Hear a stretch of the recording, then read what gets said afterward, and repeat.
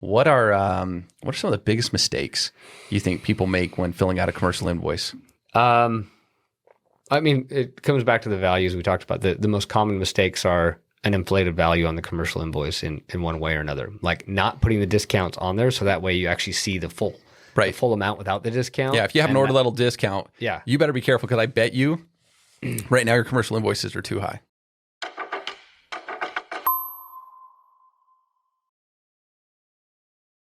Hello, everybody. Welcome to the Decoding Cross-Border Ecommerce podcast. Your host, Clint Reid, along with your other host, Aaron Bezzant, to talk about an exciting subject, which involves a lot of, at least 3 copies of this, right? 3 copies of that. Yep. Commercial invoices and decoding commercial invoices. I want to talk about some of the pitfalls of, what mistakes you don't want to make, but want to make sure we understand them and things like that. But Aaron, you want to kick us off with, I don't know, maybe a thought about commercial invoices? Maybe a question. What do you call a commercial invoice that's not happy with its terms? Tell me. A misagreement. And on that note, I don't know why I thought that was so funny, but I do. Oh, that one's great. All right. So what is a commercial invoice anyways? Well, Why do we even have them? I mean, the customs needs to assess duties on a package. They need to know what's entering the country, right? Mm-hmm. And the commercial invoice is that document. It's that official agreement stating what is coming into the country, and so they can collect all of their monies. So you mean to tell me on every single cross-border shipment has to have a commercial invoice to tell customs what's inside the box? Every single one. I almost told you that, and then you reminded me that actually isn't always the case. Because what if you were sending these? That's right. Ooh, more documents. Documents, right? So documents don't need a commercial invoice. Yep. But everything else, for the most part, that I can even think of, any reasonable shipment to any country in the world, you're going to need a commercial invoice. Absolutely. Honestly, I think this topic could go really deep and really long. But I think if we can focus on e-commerce, filling out commercial invoices, and all the typical things that someone needs to look out for, I think we can knock it out of the park. Pretty often we'll put pins in certain things that are important to note, and then we can just set it aside. But I think one example is Puerto Rico. We'll put a pin in that. You do need a commercial invoice to ship to Puerto Rico, but it's when you're shipping from the United States, right? Just from the United States. Well, I guess, and if you're shipping from another country, but you do need a commercial invoice going to Puerto Rico. But for the carriers to Puerto Rico, a lot of times considered domestic shipment. Like you can ship UPS ground to Puerto Rico with the ground service level. It's on international service level, but it needs a commercial invoice. It's a cross-border domestic shipment. That made a lot of sense. So maybe we can talk about let's walk through the basics, the fields. Yeah. Right. So picture this commercial invoice in front of your face right now. And what are some of the basic fields on a commercial invoice and filling them out? And then we can dive into a few of those fields and how to fill them out properly or what they mean. Yep. Now the one thing to note here is I'm going to pull up a commercial invoice in front of me and make sure I don't forget anything. We'll go through the basics. And for the listeners, we do have a doc on filling out commercial invoices. So if you're the type that likes to just go and read a doc instead of listening to us talk about it, we'll put a link on it. We have 4 docs on commercial invoices. Yeah. Which is, I printed them almost all, right? In preparation for today. Yep, absolutely. So there is no set rigid standard on how the format of a commercial invoice. You'll see some different variations of it, but they're all going to have the same basic fields. You've got your shipment level fields. This is who's shipping it and the information about that party that's shipping it. The shipment information. This is your tracking number and other information about the actual package itself, but it could also be things like your a PO number, an invoice number, etc. And then you've got who it's going to, where that end destination is, and who it's sold to, which sometimes can be the same person it's going to, but doesn't have to be. So 3 parties in there, right? The ship from, the ship to, the sold to. This is all shipment level, right? Yep. And then you had mentioned as well the like the tracking number, Yeah, PO number, Yep. even terms of sell, the reason for the export, and those are kind of your basic shipment level fields. And then you get down into like the commodities Yeah. and the information about the Well, items. before we get to the commodities, I want to ask you a little bit about some of these fields. The reason for the export. What is the purpose of that? Are you sending it to someone as a gift? Are you selling it to somebody? So for resale, right? Mm-hmm. Or not for resale, which is if you're selling it to somebody. Yep. So someone's buying it, and that's why you're sending it, is because they bought it from you. Or you're giving it to somebody. Or it could be even it's a return, or it's you're sending it to get repaired. So why do these matter? The reason for export. That can impact how customs treats it. Like if it's a return or a repair, there's some different ways they can handle it. And treats means you're saying this is calculation, right? They're gonna if it's for resell and it's going to Canada, then PST is not going to be collected because it will be then. Well, there's a difference. So it's someone's buying it. That would be like for right sold. For end use. Yep. Yeah. Who's buying it now can determine, in Canada specifically, on what type of taxes they charge, if it's a business buying it or if it's a individual buying it. Yeah. Yep. Yeah. But the reason for export is more about what type of transaction is it? Is someone buying the goods, or are you giving it to them, or are you repairing the goods for them? That's more what the reason for export's about. And in e-com, what we're going to focus on today is we're selling the goods to somebody that bought it from us. Well, there are Incoterms on here, and that was something we kind of wanted to touch on really quick before we get into we're still in that kind of shipment level side of the commercial invoice. And this is something that I don't know a lot about, but I have feelings about, and I want to debate it, which is that the Incoterm, just to kind of back up real quick, an Incoterm is determining between the two parties who's going to be responsible for the duties or the taxes at what point in time or whatever, right? Who takes possession, right? When it's not e-commerce, Incoterms are very, very important and extremely complex. And then I feel like on a commercial invoice, they are only indicating what a carrier decided how they're going to do billing. It's almost like it's not even what's driving the decision of the duty and tax billing. It's like an afterthought note. They're managing that, or am I wrong? No, you're 100% right. The term DDP in like the commercial shipment world is sometimes a very different definition than what it is in the e-commerce world. The Incoterm DDP in the commercial world is that seller's taking on a lot of responsibility, is often the one acting as the importer and taking care of the clearance. Yep, and importer of record. All sorts of things there, right?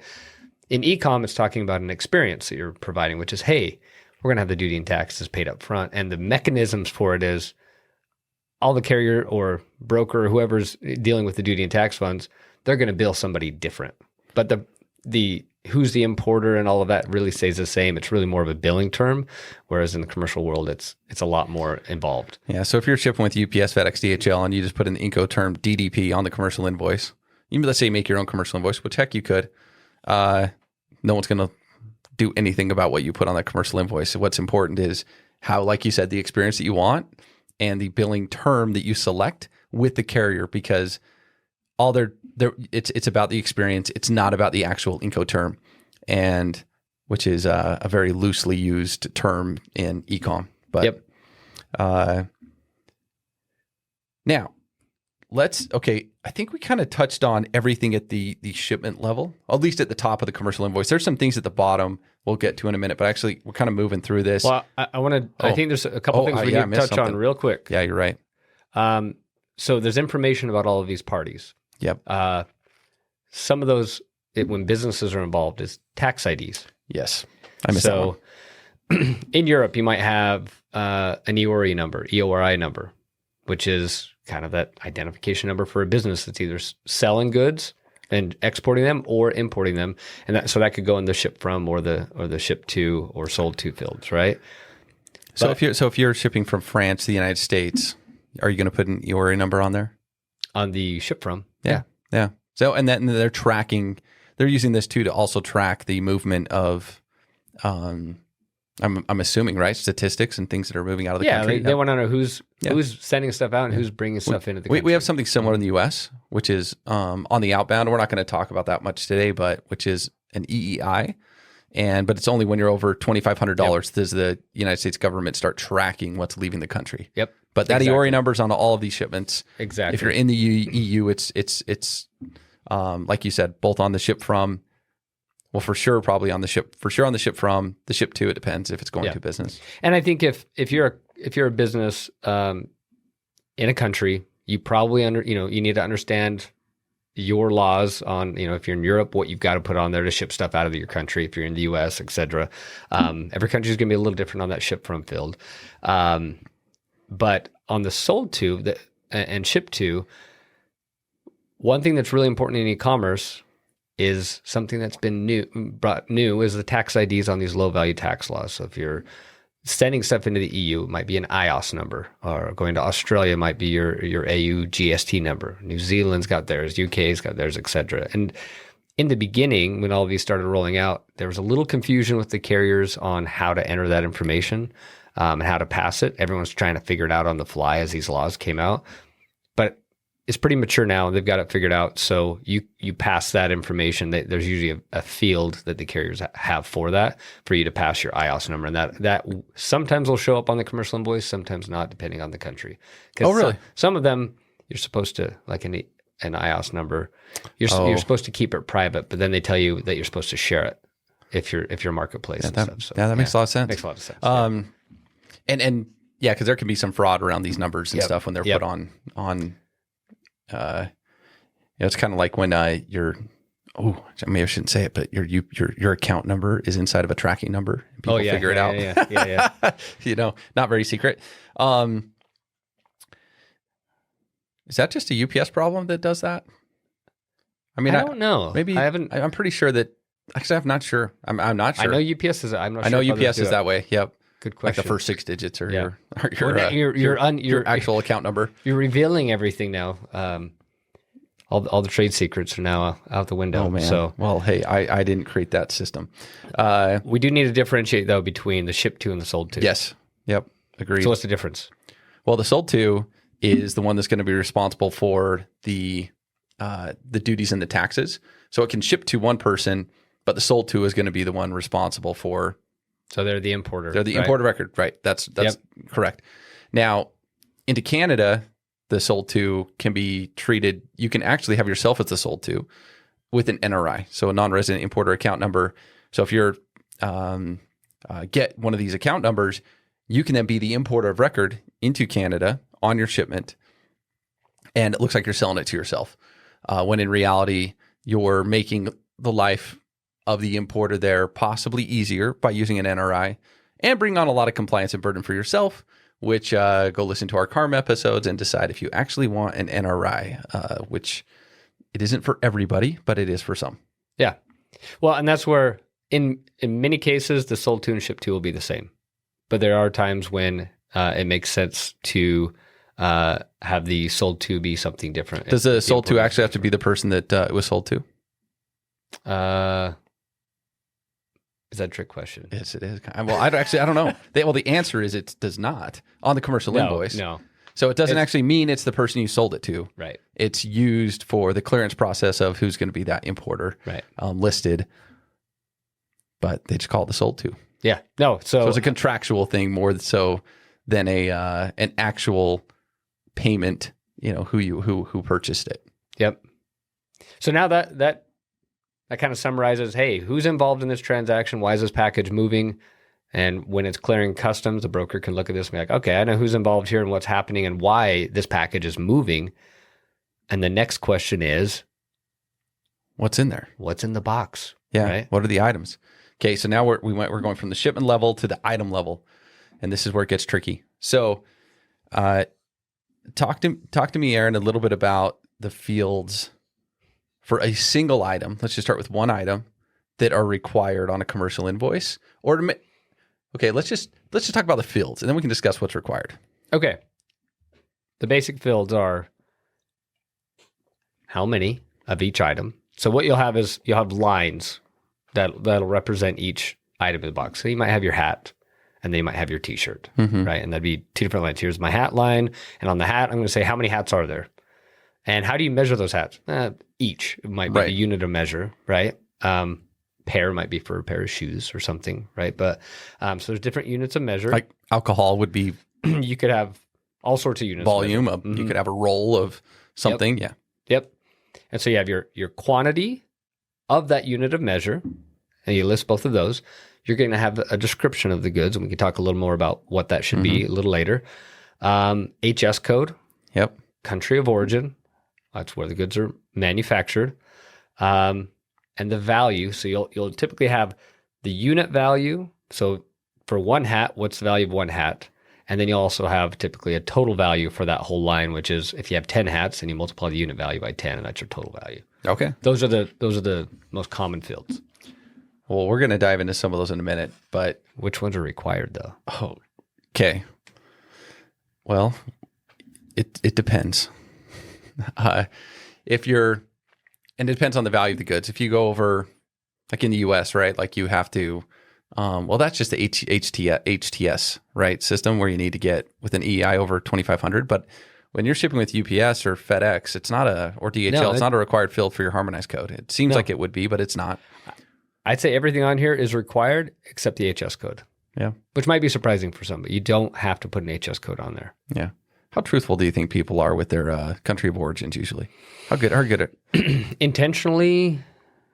I don't. How accurate are they? Let's use that. Okay, that's truthful. Truthful means that implies that someone's being dishonest. Yeah. Versus how accurate are they usually? There's oftentimes they're not accurate, and it could be innocent and not even knowing. Yep. I think people try to do the best they can with it, but I've seen small shippers that are all over the place or just never they just put US on everything. And I've seen big shippers that do the same thing. Well, sometimes they get confused because they think it's the ship from. Yeah. The country of origin. Where did the shipment originate from? No. Where was that product manufactured and made? So if I'm in the US and I bring in some goods from China and then I re-export them out of the US, I'm putting China as the origin of the goods. Okay. Declaration. Okay, let's move down from items because I want to dive more into the units in a minute. Let's just finish out the holistic part of a commercial invoice. There's a declaration statement on there, which I've only seen used for the most part coming out of the US, like with simple trade agreements where you don't need a lot of documentation. So NAFTA and now USMCA. NAFTA always, I remember back in the day, you're like, I hereby certify that these goods are, whatever, and you just get the treatment for that trade agreement. Is there some other things outside of that you've seen? If your goods require some licenses and other things like that, it would be a good place to put those in there. I skipped over additional comments, Aaron, because I have no idea. You apparently think that if there's any extra information you want to make sure that broker knows that you couldn't put anywhere else on the commercial invoice, put it there. So if you run out of space on your description of goods because it stops at like 225 characters or something, you might want to give additional context in the additional comments. All right, never seen it done, but go for it. Yep. Now, then you kind of have a summary, right? Like your subtotals, right? You're going to have what's the total amount of lines of the items, the invoices, freight, right? Shipping amount, like the actual amount that you charge for shipping, and which we'll get more into that in a minute because that's insurance. Anyways, you get to that total number of packages, and then I think the final thing is currency. And so, what currency? I mean, there's only wouldn't you just put your currency? Like, what's the point of the currency on here? Well, you got to make sure those right. amounts, equal a certain value, and so you have to list what the currency is. And the way that works is most merchants put their native currency on there. So if they're shipping from Europe, it's euro. Well, because it's probably sold in. It was sold in that currency. Yep. And so that would then when it hits the destination country, the broker then will take that and convert it into the local currency of that destination country. So really, it can be any currency, but it's typically the currency that it was sold in. And is there anything else we missed on there? I mean, the weight of the shipment, stuff like that. Right. But, yeah. Well, so let's now, let's go a little broader, talk about some of the, we have some subjects I really want to get to today because we know this could get kind of long. But when something's getting postally cleared versus commercially cleared, which we have a great episode on postal clearance, what's the difference? These are all commercial invoices. What's happening? They don't call it commercial invoice. They have their own forms, which are a little different. It's a CN22 and a CN23. Serves the exact same purpose. So why aren't they just using commercial invoices? They have their own forms. Well, okay. Actually, so what I would have said is... Let me explain. On okay. CN22, it's actually much simpler. Like, yes. Again, they don't have to... When you're getting through the postal clearance stream, the scrutiny and the requirements just seem to just go down. Yep. Okay, so you're saying a CN22 is the simplest of all the forms here. We have a CN22, a CN23, and a commercial invoice. Yep. So the CN22 is going to be more for the lower value, lighter weight shipments. I don't remember the exact values on when that gets used.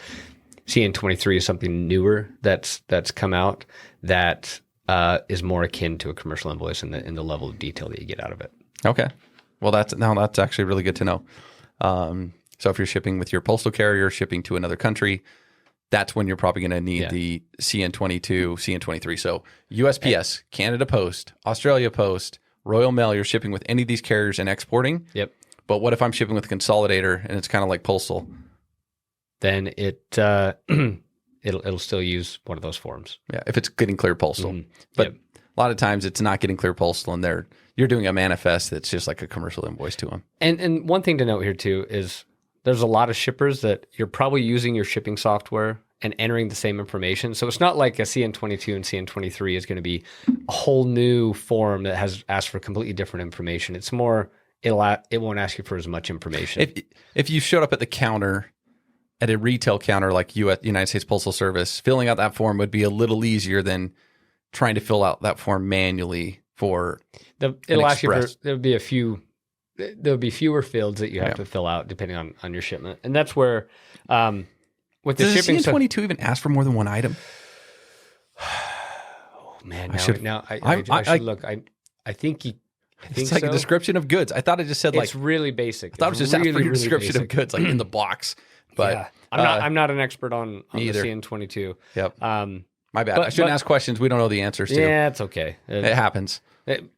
Maybe our listeners can go add answers in the comments or something. But the when you're filling out a commercial invoice, you're often not in the real world. You're often not sitting down and filling out this form, right? Right. You're usually your information of your goods are importing into your shipping software, and your shipping software is going to be filling out the form based on that information that you already have in the system, and so it might be happening without you even realizing it. Yeah. If it's a CN22, it's filling it out. CN23 is filling that out, or a commercial invoice is filling that out. And then it'll prompt you if you don't have the right information. Like, for example, if you don't have a country of origin, it's probably going to yell at you and tell you need to put in a country of origin. And that's when whoever's shipping it, if they're diligent, might go look at the tag. But if they're not, which we'll see, they might just pick the first thing they see. My son was shipping a package out the other day to Canada. He's like, I got this. I can just do this. And he processed it, and it just printed the label. And I'm like, I have no idea what fields were passed into the, but like, all right. So yes, a lot of times this stuff will get produced. And if it's low value, nothing's really crazy off, it'll get cleared. There might be some other problems, but we'll talk about those. Okay. Trade agreements. We talked about the declaration statement as like a simple way to get, possibly get some trade agreement treatment, but for the most part, that's usually not the case. So first off,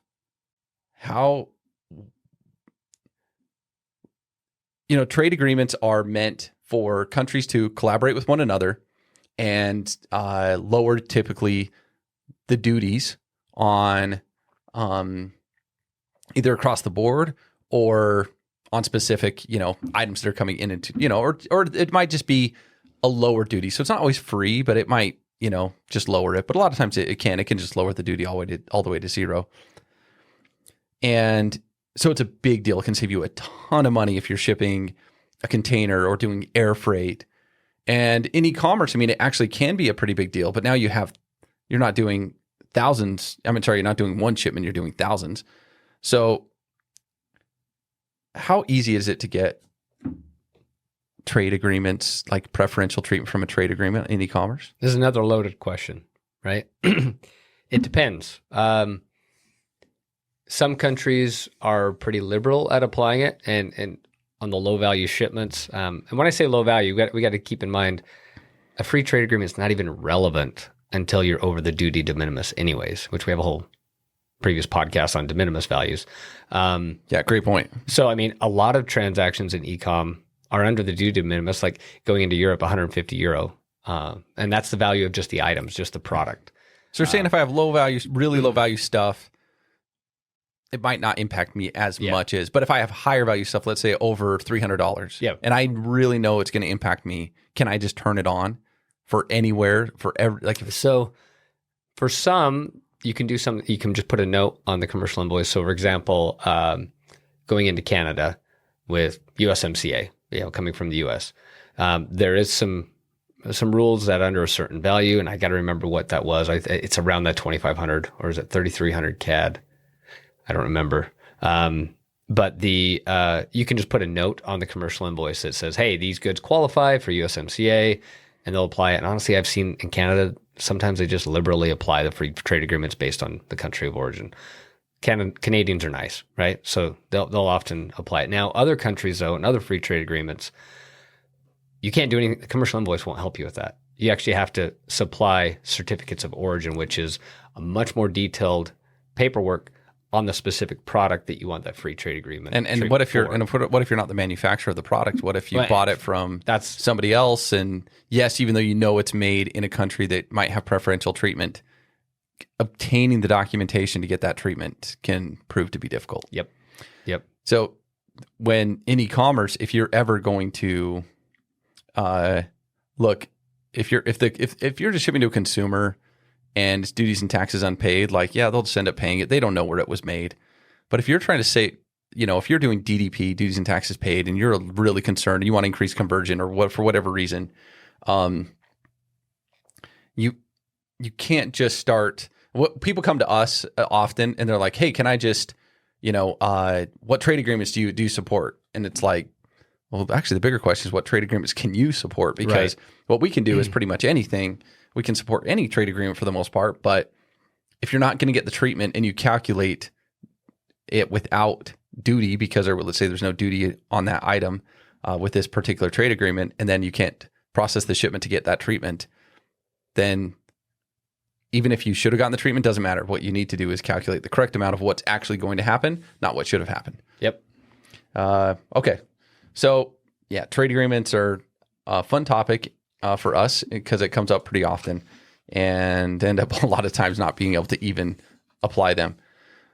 Now, we work with a lot of companies that have a lot of line items, like say parts. Let's say somebody's ordering and they have like 10, 15 parts. I'm looking at this, this example of a commercial invoice. It's pretty small. It's, maybe that thing, can get really long though. Talk a little bit about the customs clearance process once they start seeing a lot of line items, and how do they manage it?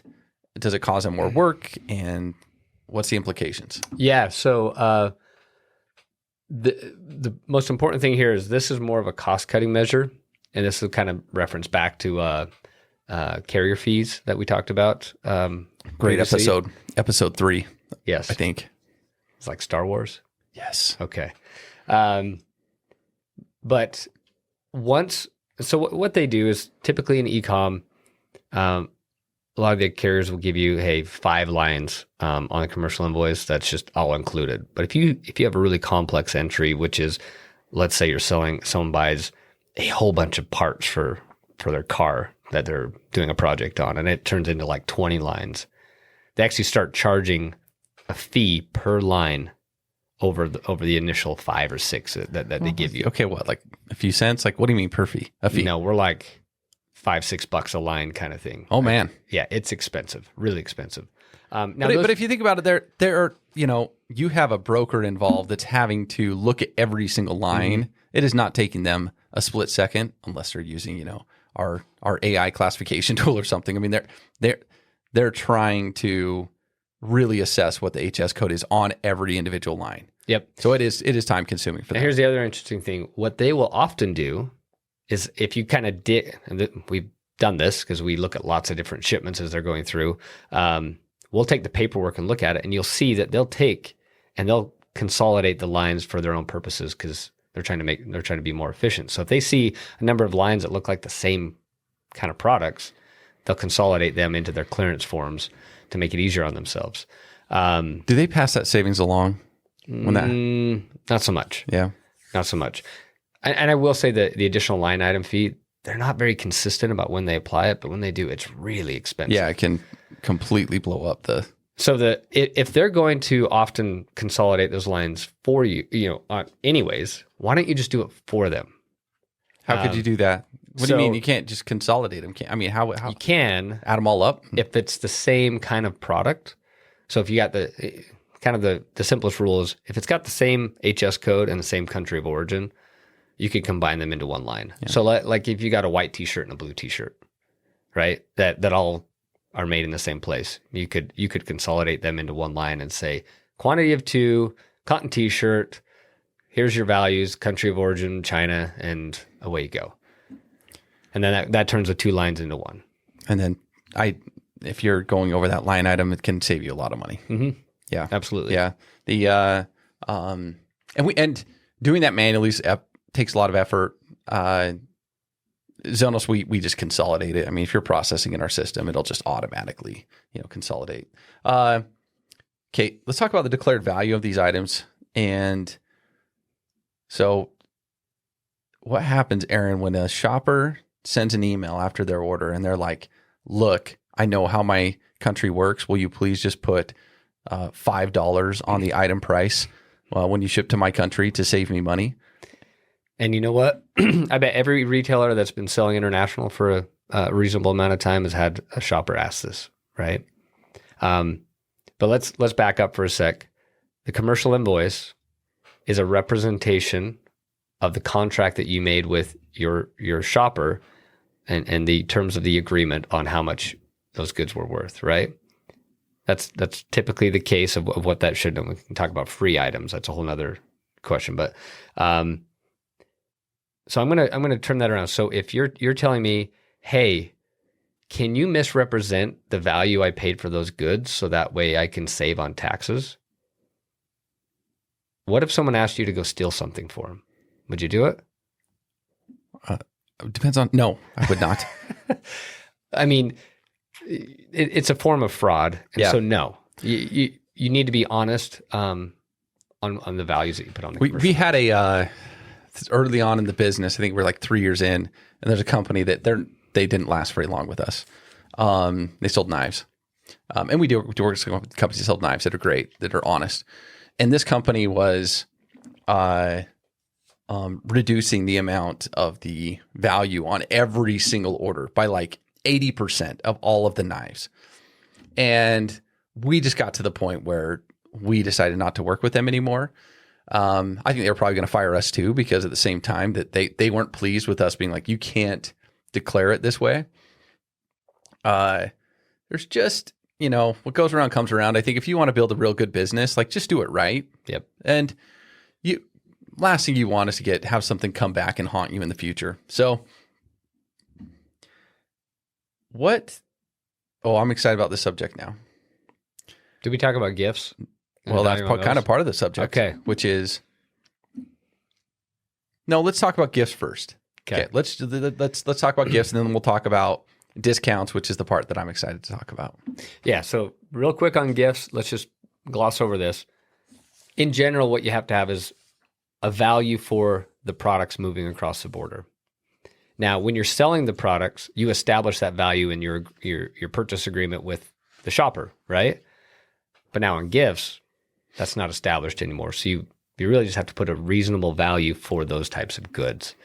And you can't put zero. That's the one other requirement. You can't put a zero value on a line item. It has to have value. Even if it has value, does it get special treatment if it's a gift? In some countries they have actually a different gift de minimis. But it also depends on if you're shipping, like if it's consumer to consumer, it's going to be more readily applied that you're actually going to get gift treatment than if it's shipped from an actual retailer to a consumer. Yeah. So even if it's the same thing, like you're a retailer and you're shipping a gift to one of your, a family member from your company, it actually might not get the same treatment as showing up at ideally, if you want gift treatment, you're shipping post. Like I think that's probably the most likely place you're going to get the best gift treatment. Really the gift treatment and definition in these countries is really, I'm going to go back to my grandma who's always generous, right? It's her sending me a gift. It's a consumer to consumer personal kind of transaction. Right. Without a business involved. Yes. But a lot of people think of gifts. Like, hey, I'm going to do an employee gift. No, it's not a gift. That was actual, though you're giving it to them, it's a monetary exchange in a way. They paid for it with their services in a way. So I think that's why a lot of times you're not getting that same treatment on gifts. And I think another important thing here is to touch on before we go into discounts, which I think is a really important topic, is how will customs actually know if the value put on there is actually legit? I think that's a really important one. It's extremely common that customs will reach out, or a broker will reach out to the individual so look, we're thinking about the commercial invoice. It has the ship from, the ship to information, has their phone number, has their, oftentimes their email, and they will reach out to the ship to and ask for a copy of the order, of the items that were ordered. And that is a quick way to get caught with your, and once you get flagged, you're getting flagged more and more often. And if you're always compliant, then you're also there was the example when I got to go through watch customs in a postal cleared environment. Actually, they had a pallet from a certain shipper, and they said, "Oh yeah, we trust this shipper," is what he said, Larry. Right? I trust these guys, and he was just putting it through. Yep. And then they look at another box. It's like, it's all messed up and mangled, and it has real low value, and that sucker's getting opened and looked at, and they're probably reaching out for, validation of that order, what was ordered. And so they will reach out to the person that bought it and ask for a copy of that. They'll forward over the order email confirmation. And if it doesn't match, then that's not good, because now they're going to change the value on everything and pick the highest, probably HS code that they could probably find, possibly have some fines. Yeah. In fact, it's not uncommon for us as we're doing reconciliation on duty and tax bills, as we go into the clearance stocks, the carriers will often put in a scanned copy of the email that they sent to the buyer, the shopper in that country, asking them for a copy of the sales invoice. And then they supply the order confirmation email that they got from the retailer. And that needs to reconcile to the commercial invoice, because they'll just use the sale. If the sales invoice is higher value than what's on the commercial invoice, they're going to use that.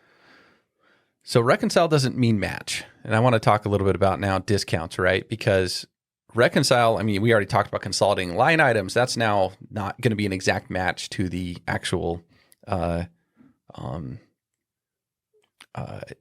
order email confirmation, because you just changed the commercial invoice slightly. It's going to reconcile, though. The amounts are going to add up. So let's talk about commercial invoice discounts. So we have an entire we have an entire doc just on what we've been talking about so far. What is a commercial invoice? Learning about commercial invoices. But this one we also have an entire doc written on, which is promo codes, free shipping, free items, all that kind of, buy one, get one free. So I kind of want to go through a few of these examples and use you as a sounding board as I kind of go through these. And you okay, actually, I know what I'm going to do. I'm going to ask you questions. Uh-oh. What's a good example I'm gonna get a pop or a bad quiz here? example? Kind of, yes. Uh-oh. Okay. Buy one, get one free, right? So you have a Mars Attacks t-shirt that you're selling for $20 and you're giving one away for free. I'm buying that, by the way. That deal, I'm getting it. Well, I know how much you like Mars Attacks. So I'm going to give, yes, I do. So I'm going to give you 3 options. Option 1, you have a men's cotton t-shirt with a quantity of 2 valued at $10. Remember, the first t-shirt was $20. The second one was free. Or you can do a men's cotton t-shirt, just put one at $20. Or put 2 line items with a cotton t-shirt of 1 at $20 and another cotton t-shirt at $0. On the second one, that won't work. You can't put a value at 0 anyways. But really, you bought 2 cotton t-shirts for $20 at $10 each. $10 each. That's the way I so go. Consolidated the line items. Yep. Put a quantity of 2 at $10 each. Mm-hmm. All right, you're doing good. You're doing good. Okay, I have a free item now, where it's not the same line item. This is different. It's like I'm going to give away with my Mars Attacks t-shirt today, instead of another shirt, a Jack Nicholson bobblehead. Ooh. Okay. I want that bobblehead. So that's free. T-shirt's still $20. Okay. I'm going to mix these up. All right. One option. And I haven't prepped for this, by the way. So one option is you list the men's cotton t-shirt at $20 and then a bobblehead at $0. Okay. So 2 lines. A men's cotton t-shirt, just 1, and don't list the bobblehead at all. Just don't put it on there. Or option 3, you have a men's cotton t-shirt at $15. And then create a reasonable value for the bobblehead toy at $5. So not putting the bobblehead on the commercial invoice, yet still putting it in the box is taboo, right? The commercial invoice needs to represent the goods that are in the box. So I go with option 2 on that one, where you put a reasonable value for the bobblehead and pull that out of the value of the shirt. So 15 and 5, I think, is the values you use. That's the way I'd roll with that. So you were 50-50 on that. You were correct in the description and bad on the option. That was option 3, but you got it. Oh, was correct. that option 3? That was option 3. I think list the bobblehead separately with a reasonable value. Well, yeah, 1, that's 2. what I meant. 2 lines. Are you looking at my notes? No. Okay. All right. Line for the bobblehead at $5. Line I have for a the promotion shirt, code 15. now. Okay. So in this case, hold on. This one's okay. I'm going to give $10 off an order with a $20 shirt and a $15 item here and a $5 item here, then $10 off the order, something like that. Okay. Option 1, you don't distribute the discount and you just put the retail value of all of them because, all right, so we're just going to put that as an option. You could just do that. Option 2, the items on the commercial invoice they only contain actual items greater than $0. And so in this one, you would just list the promo code as a line item. So you would say line item promo code $10. I don't know if I described that very well, so I'll just say it again to simplify because I think I kind of complicated it. The second option is I'm just going to put my promo code as a line item. And then the third option is distribute the discount, that $10 amongst all the items in the commercial invoice. So this is a very real world problem. Order level discounts get tricky because you need that to then carry through your shipping software and onto the commercial invoice, and most systems don't handle this. No, they're not going to do it well at all. No. If it were me, so most people are probably overpaying in this case. Probably. Which was option 1. Yeah. Option 1. And maybe option 2 would come in where like the promo code throws up on the commercial. And you know what? That's better than option 1. Option 2 is better than 1 because now at least you can cross your fingers and think, hope a broker. I got a chance that maybe they're going to do something with this. But I prefer to not put too much on them and let me just tell a very simple story to the broker of what's going on. And I would take the value of the discount and distribute it across all of the goods. And I would do it weighted based on the value of the goods. Yeah. So if you're, if the entire order, it's, let's say 10% lower because of that, it was a $100 order. You have an order level discount of $10 just to discount every item by 10%. Yeah. Yeah, and it will reconcile. That's the ideal. But I agree with you. You could at least put the promo code as additional line and see what happens. But we don't have that as our in our docs as our correct example. Okay, next one. Samples. Right. Okay, I'm giving away a free sample. Right, some lavender lotion, and I'm not. That's all I'm doing. It's just a sample. There was no order here. So this goes back to the kind of the gifts conversation we had earlier. Yep. Okay. Yep. So, do I put 0 or do I put a value? You have to put a value. Okay, that was an easy one. Now, let's talk about free shipping because this one's. Is there really such thing as free shipping? We had a conversation, I think, with a great company called Intuitive Shipping talking about free shipping, and it's not really free. So, but you can give free away to the consumer, and that was actually in them for the consignee that's paying for it.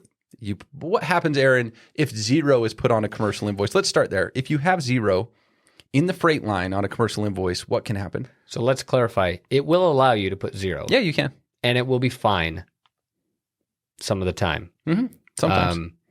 But when it's not fine, that's when you have problems, right? Which is... big problems. If the broker says, I don't think so, I'm going to then come up with my own shipping costs. I've seen them use the published rates to assign a shipping value and then assess duty and tax on that. So you're playing roulette a little bit on that if you leave that 0. But it will work, I'd say, most of the time. They'll accept it, but it's risky business. I'll tell you what, and I've worked at express carriers, a couple of them. It is not uncommon, and we've seen this at Zonos, where they will take their published shipping rate and insert it in on that freight line. And published shipping, a lot of times, I'm hoping you're getting a 70% to ideally 80% discount on, that'd be good, on your international shipping. So imagine the shipping cost now being inflated by, you gave free shipping to somebody, and then on a commercial invoice, freight shows $90. Actually, probably say like $150, and you're going to end up paying. I saw that happen in Brazil. Ooh, and the duty and taxes in Brazil are often more than the value of the cart. Yep. And so when you take the published rate, probably and then tripled assign their duty and tax imagine. to it's absolutely it's insane. It was huge. So I would highly recommend never putting $0 on your shipping when you can avoid it. Now. So I do offer, now I'm going to offer free shipping though, and I need to, let's say my shipping software, let's say I'm using Zonos. What are we going to do? Can I frame this problem a little bit? Please.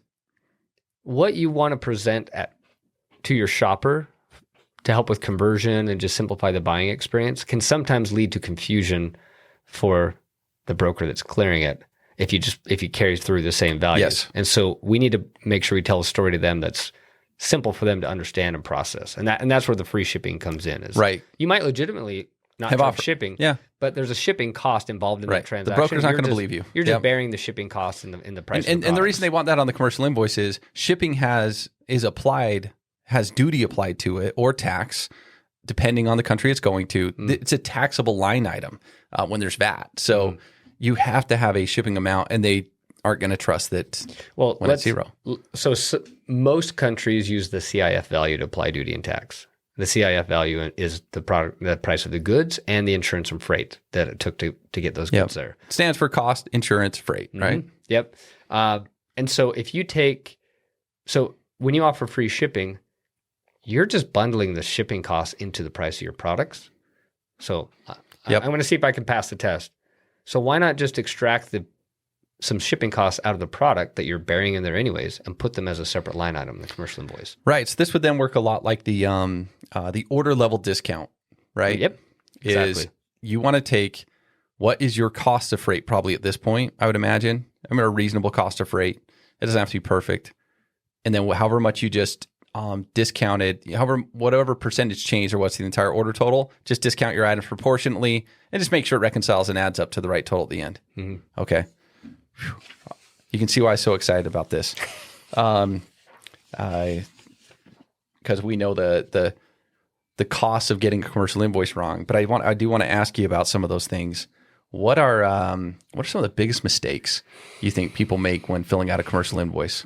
I mean, it comes back to the values we talked about. The most common mistakes are an inflated value on the commercial invoice in one way or another, like not putting the discounts on there so that way you actually see the full amount without the discount. Yeah, if you have an order level discount, you better be careful because I bet you right now your commercial invoices are too high. And if they reach out to the shopper and get an invoice that shows, oh, there's a discount, I'm going to be good and apply the lower value, it doesn't happen very often that way. So, yeah, that would be the big one. If your duty and tax calculations are based on a discounted amount, but then you're presenting to customs a higher amount, that's bad news. And the way that that can happen a couple different ways, but it's the discounts, but also if you're actually collecting duty and tax at checkout, that amount is a estimate of what's going to happen when it clears customs, right?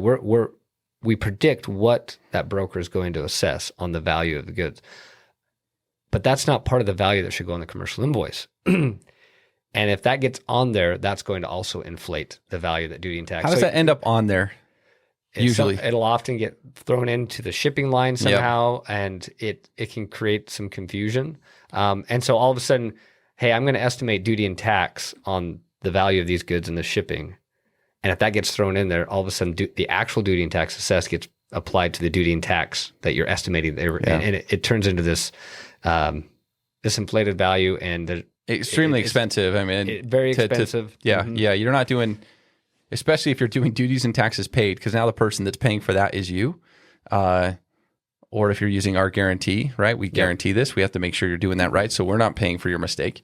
Or having to invoice you back for your mistake.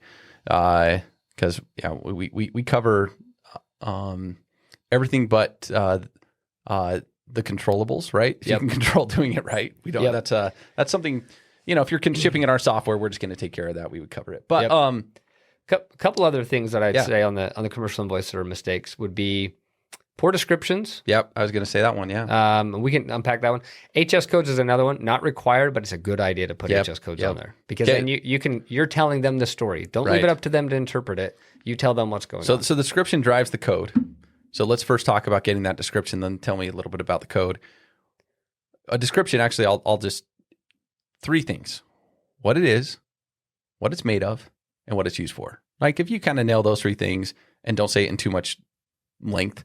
So a bad description, like a big mistake, would probably just putting if you have really flowery e-commerce descriptions. Let me come up with one.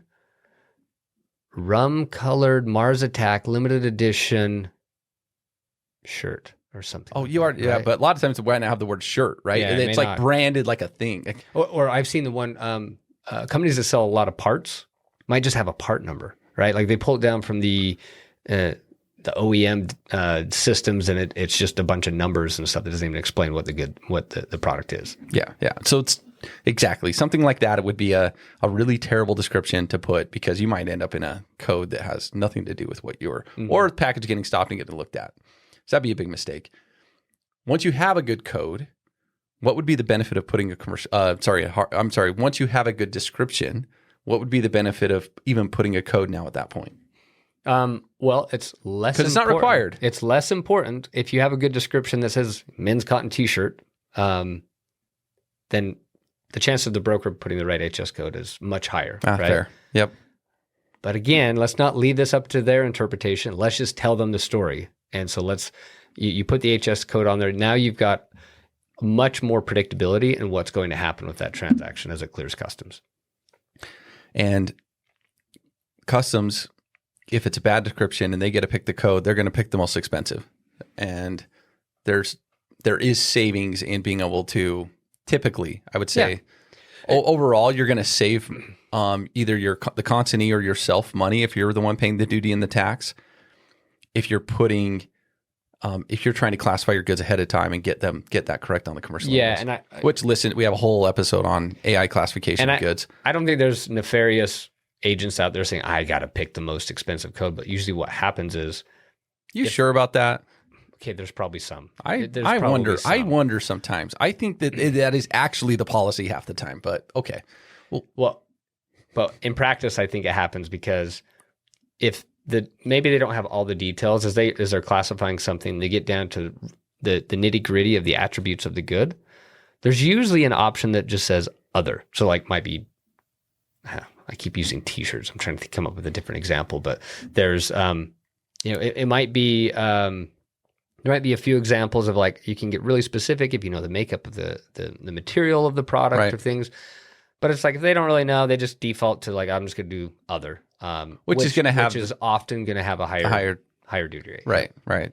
So we're ending at the same spot here, which is probably going to cost more. And then I think another big mistake is, and we touched on it a little bit, is what happened in the e-commerce platform not mapping correctly to your shipping system is a really big mistake. Yep. So how do we make this easy then, Aaron? Let's kind of wrap, this is super overwhelming and I just need this to be easy. I'm an e-commerce seller. What do I do? Technology. Yeah. That's the biggest thing, right? Technology. Now, there's shipping platforms out there that do a really good job of pulling in your data from, Shopify or Magento or whatever platform you're selling on. They pull it into their system and make it easy for you to pre-populate all this information. However, I will say most of them are not that good at the international side of things, especially when we're talking discounts and all of those things. They're going to be a little limited on functionality, but they'll get you 90% of the way there. Aaron, this is where I do the shameless plug. Please do. I do not know of anyone that is as good as Zonos at taking what happened at the time of the order, the e-commerce order, and transforming that appropriately for the shipment. And so if it's one integrated system where, let's say you're on Shopify, you're using our app, and we take the order, when you go to process the label and that commercial invoice is getting completed, it's going to appropriately do, pretty much most of the things we talked about today and fill out a commercial invoice. And it can be that easy. They're just getting it printed. Automatically create a quality description for AI. We talked about that in an episode. We're going to create a good description for you. We're going to automatically assign the harmonized code.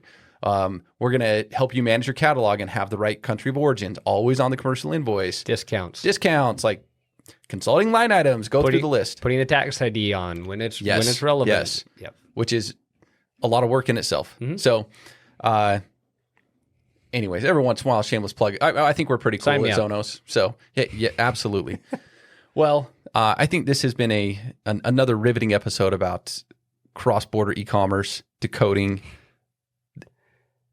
commercial invoices specifically. When we talked about doing this episode, it always feels like it's not going to be a lot to talk about. And in the end, man, it always is. Never was able. And we hardly even scratched the surface. Yep.